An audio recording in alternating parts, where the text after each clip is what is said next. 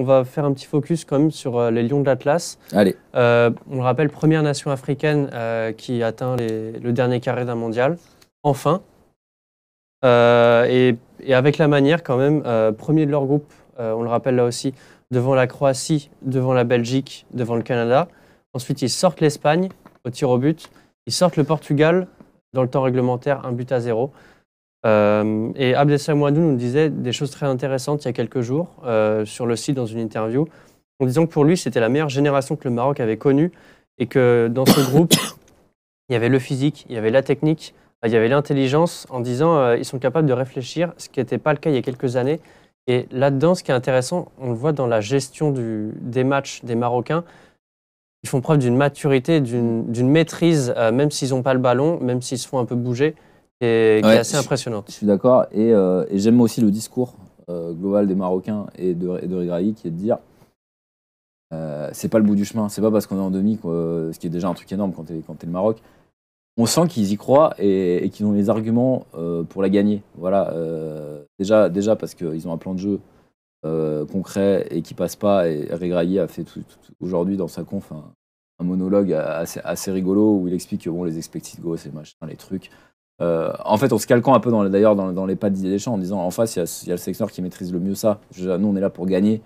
On n'est pas là pour gagner des passes, faire de la possession. Il a d'ailleurs dit, il a dit, je vais demander à Infantino qui rajoute des points pour ceux qui ont plus de 60% de possession, pour se moquer un petit peu de ce prisme journalistique.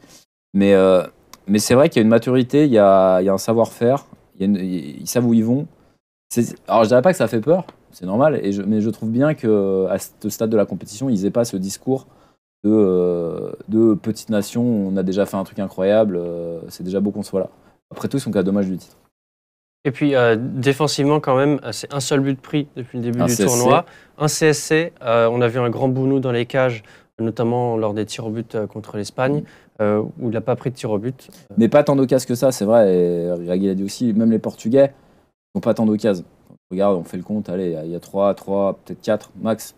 L'Espagne, je crois que c'est 1 ou 2 tirs cadrés sur 120 minutes. Il n'y a pas énormément. C'est pas une question de chance ou sur les matchs défensifs du Maroc. Encore une fois, ils tissent un truc là, personne s'en sort en face. Donc ça va être le grand danger pour les Bleus. Voilà, c'est oui, il y aura pas. Oui, ils ont quelques incertitudes, mais pas tant que ça. Finalement, Saïs devrait tenir sa place. Ça a l'air. En tout cas, les bilans médicaux sont plutôt rassurants par rapport à ce qu'on pouvait craindre. C'est ça. Après, Regragui n'a pas été clair là-dessus. En écartant aucune option, en annonçant aucun forfait lors de sa conf. Mais oui, il y a toujours un doute autour de Romain Saïs et de Naïef Aguerd. Il n'y a pas de doute par contre sur Chedira. Lui, il a pris un carton rouge lors du dernier match, donc il ne jouera pas contre les Bleus. Il ne jouera pas contre les Bleus, effectivement.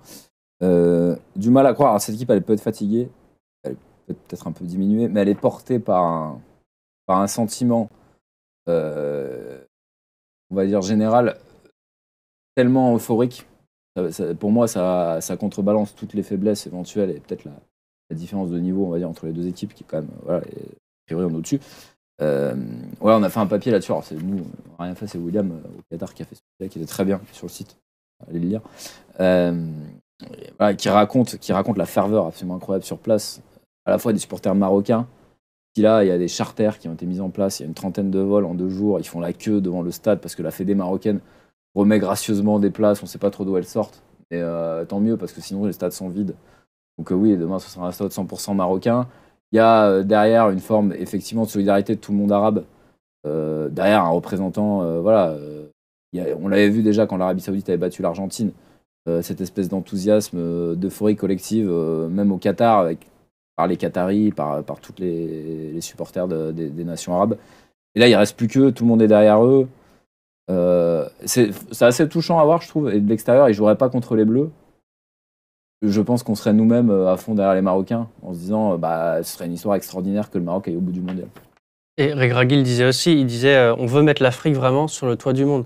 Il y a eu, pendant longtemps, les nations africaines et dedans les nations arabes ont été en retrait en Coupe du Monde.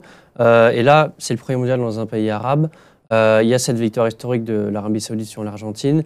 Il y a le Maroc qui atteint le dernier carré. Et on a le sentiment qu'ils ont enfin le moment qu'ils attendaient tous, où ils sont arrivés au sommet, ils regardent les grands les yeux dans les yeux. et tout est possible. C'est ça, c'est ça. Et la façon dont joue les.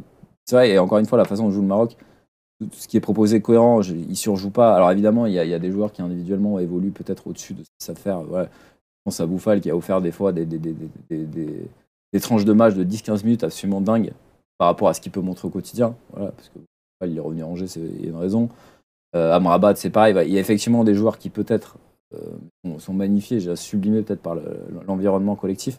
Mais de la façon dont joue cette équipe, elle peut tout à fait effectivement jouer la carotte contre les Bleus, marquer sur un contre et l'emporter 1-0. C'est aussi envisageable. On ne joue pas à se faire peur en le disant. Les Marocains, ils sont là. Ils ont sorti trop de grosses équipes pour qu'on se dise que c'est le hasard.